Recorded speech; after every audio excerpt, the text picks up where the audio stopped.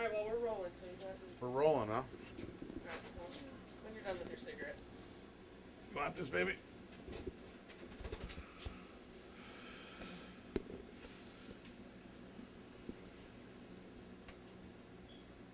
Everybody red-eye? Yep. My name's Uncle Pete. We're here in my garage. We're here with Kim, the mother of Logan. Team Logan was just formed about a week ago, maybe 9 days ago. Logan was, or is, a leukemia patient. He's 6 years old. He's been fighting since he was one, I believe. He's been through the whole gamut of modern medicine as far as what they have to offer. He's done the radiation, he's done the chemotherapy, he's done the bone marrow transplants. I just came in contact with Kim about 3 months after his last bone marrow transplant, where they discovered that he had come out of remission once again and essentially found cancer in his bone marrow. At that time, they were offering some experimental drugs, but no real hope other than to go home and contact hospice and make arrangements. And I believe they gave him, 3 months to a year Yes. to live. This is our initial interview. This is the second time I've met Kim. I'm just going to ask you a little bit about the battle that you've been through, where you started. Let's go all the way back to that to the original diagnosis, and we don't need to go too far into that painful experience, but just to get an idea of how long he's been battling and how many different treatments he's been through, if you don't mind giving us a little history on that, Kim. Logan was a year. He had just turned a year. It was about a week and a half after his first birthday. He was burning up one night. We took him to the ER. His blood counts came back 53,000. We were then shipped to Sparrow Hospital, where they did a bone marrow and a lumbar puncture and confirmed that he had acute lymphoblastic leukemia. They then put him immediately within 24 hours on high-dose chemotherapy. He was subject to do that for 3 years. It was only in his bone marrow and his bloodstream. There was no CNS or any cancer detected in his testicles. About 2 years into that, we got a phone call around March 22nd, 2011, from his doctor telling me that he had relapsed again. This time they said he needed to have some radiation, and they were going to go higher on the chemotherapy. This would delay him being out of treatment within a year. He would now have to do it for another 2 years. They started hitting him with radiation to the back of his head, higher chemotherapy, exactly almost 2 years into that, which was June of 2013. He relapsed again. This time they sent us to Ann Arbor because there was nothing more that they could do themselves in Sparrow. We got to Ann Arbor. They tested his sister, Madison. They weren't compatible match. So they found a 10 out of 10 bone marrow transplant donor, and they did a transplant in October of 2013. The doctor said he took it amazing. He was doing great, playing. His counts were fine. Post-transplant for the first 100 days is very risky. There's chances, complications that he might not make it and pass away. Doctors and I had discussed that if another relapse had ever happened, there would be no more treatment for him due to toxicity. His organs are pretty much maxed out with as much chemotherapy they can possibly give him now. Then it came to, I think it's been 10 days now. We went down to Ann Arbor to get his counts, and his blood count, his white blood count was 20.1. They had told us that he relapsed again. 90% of his bone marrow is producing cancer, and there's 35% blast in his bloodstream. If I'm not mistaken, that was the day that we met, the day before we met. That was the day. It was the morning that we met that the hospital had called you to discuss hospice. And what was your response to that? My response was, I'm not going to put him on hospice. I'm not going to let my child die. I told them that I would go further and do a different treatment. The day that I had met with them and they told me he relapsed, they told me that he had 3 months to a year to live, but with the way that his counts were building as fast as they were, it'd be more to 3 months to 6 months of survival. We've got a lot of experience with cannabis oil and cancer and leukemia and many other conditions. And I know that from our first conversation, I'd like to think there was a little more hope than what the doctors had to offer you, if nothing else. Absolutely. You know, I think it's important to really consider the fact here that modern medicine and these doctors from the University of Michigan, with all the money and all the research and all the technology and everything that's at their disposal, gave up.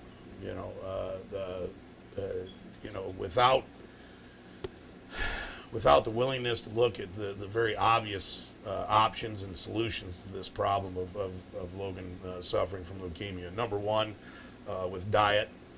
Some of the bad advice that I feel, in my very humble opinion, I'm not a doctor, I'm not a nutritionist, I'm just a simple guy out of Prudenville that happens to kick some cancer's ass once in a while. From day one, they told you don't worry about what to feed them. They told you not to give them fresh fruit, not to give them fresh vegetables, so on and so forth. I guess I'm just trying to get a grasp on, what in the heck is going through these people's minds. It seems so absurd when a guy like me sits here with a mother like you, to even think that somebody's going to give up on a child. The first time I met Logan, for crying out loud, this kid walked into my house, or came into my house like a firecracker. He's running from one end of my house to the other. He's chasing my animals around. They were hiding in the corner. Almost ripped my cat in half, for crying in a bucket, This kid is full of life. He's full of energy. He's full of love. He's happy. He's smiling. He's resilient. He's not ready to go home and lay down. That's for damn sure. And I just can't help but express a little bit of that frustration that you might be feeling there. So let's go on to what we are doing. Let's go on to the positive. Obviously we've chose cannabis oil as a treatment, as a last resort in this case, really. And in my opinion, I think it should have been a first resort, but woulda, shoulda, coulda isn't going to get us very far right now. But on the day that we started the treatment, just to go over some of those lab tests and those results that you had that day, if I remember correctly, you had, you go ahead and tell us, what were those levels on that day? And I know you said them once, but let's do them again, and then let's talk about where they're at now. All right. On the day of diagnosis, 90% of his bone marrow was producing all cancer. 35% of his blood was all blast, which is cancer cells. His white blood count was 20.1, which is very, very high. He went and got labs done initially 4 days after that at Sparrow, and his white blood count had then turned normal. It was back to 3.2. With their instruments, they couldn't detect any cancer cells. A few days later, the following Monday, we went and got labs done again at Ann Arbor. It showed that there was only 8% blast. His white blood count was 2.0, which is normal. His hemoglobin and platelets had dropped, but due to the cancer cells making all cancer and no proper blood cells that it needs to make.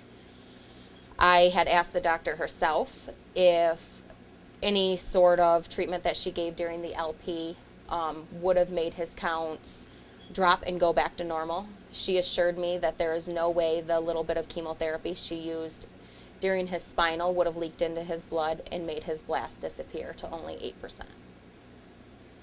Amazing.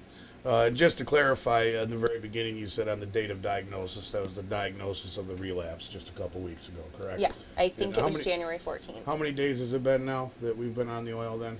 I think we are on day 9 or 10. Sounds right. And I guess just a lot of people have questions about beginning dosages, as you did before you started. What dose did you start at, and how did you progress, and where are you at now? I started at 0.05. We did that for 4 days. After 4 days, we had bumped it up to 0.1. 4 days after that, his current dose right now is 0.2, and he's handling it fine. And to clarify that, that would be 0.1 milliliters or 0.2 milliliters, or a cc would be the same thing as a milliliter.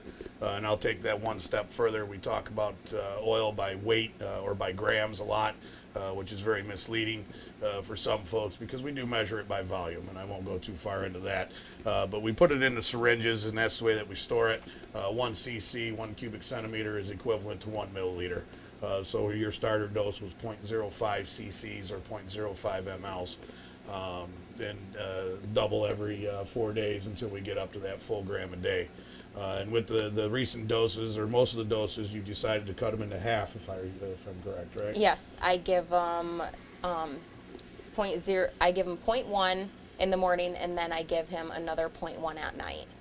And what kind of effects do you see from the oil as far as, and how do you feel about giving the oil to a child? You know, there's a lot of people out there that don't feel that that's the right thing to do, you know. How do you feel about that? I, as a mother, to hear the words that your child's going to die, the first thing you think in your head is, you know, 3 to 6 months, the year, the longest, you're gonna bury your child. You know, you have to plan funeral arrangements. What parent wants to think about that? I've researched a little about the oil before talking to you. Speaking to you, out of all the chemotherapy decisions I've ever made, I've never felt so secure and comfortable with making the decision I made to place my son on oil, ever. He slept the first dose for probably 38 hours, maybe was awake 2 out of those. He used the bathroom, ate, drank. Mind you, within a 7-day period, he gained almost 5 pounds. He was at 34 pounds. He's now at almost 40. All right. I haven't seen him at 40 pounds in years, you know, without steroids. He's doing amazing. So him sleeping a lot, as a mom, I think I felt more alone because he was sleeping. You know, there wasn't no interaction. But he was recovering. When he woke up, he was happy. He might have been whining a couple times here and there, but he asks for his medicine now. When he's feeling fine, he will ask me to go get it for him, and I'll go get it. You know, he's happy as can be. One thing I want to discuss just for our own protection, and because there's people out there that are curious about this as well. Logan is a legal medical marijuana patient here in the state of Michigan. And what did you have to do to get him certified as a legal patient? I understand his oncologist was the first doctor that signed for him. Yep. And in the state of Michigan here, it requires 2 doctor signatures to certify a child. So you got your oncologist for the first one, and then a second doctor as well. Is that correct? Yep. The second doctor was actually the medical marijuana doctor who signed the paperwork. And then we got him his Michigan State ID and sent it in. Right on.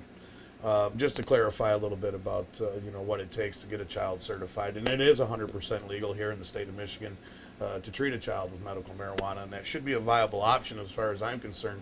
That should be discussed with children long before they're sent home on hospice. You know, a lot of times the only time we get a chance to help somebody like you or like Logan is after the medical system's given up. And the bottom line is that we've got countless cases, including cases of pediatrics with ALL that are going through chemotherapy on oil versus patients that are not on the oil. And it's night and day difference, you know.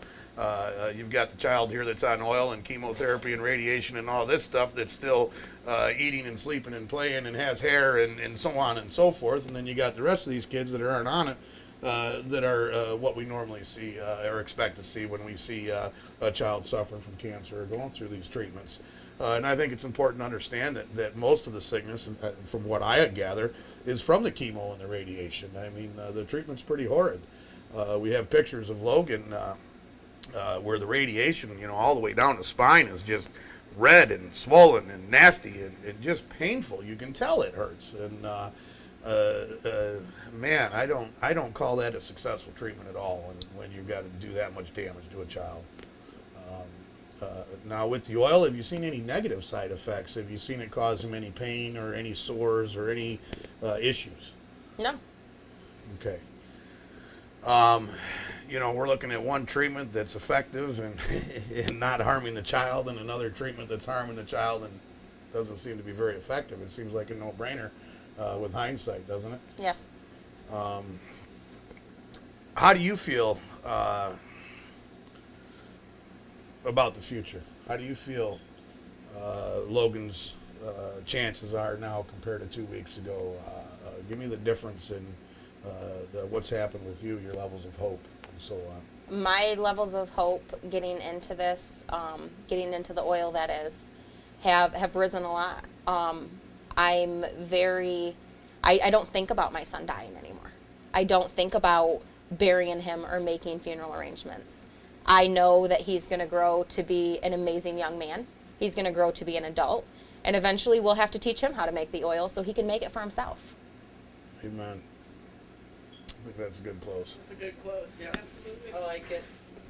Very good job. Good job. That's awesome. Really painless, wasn't it? You guys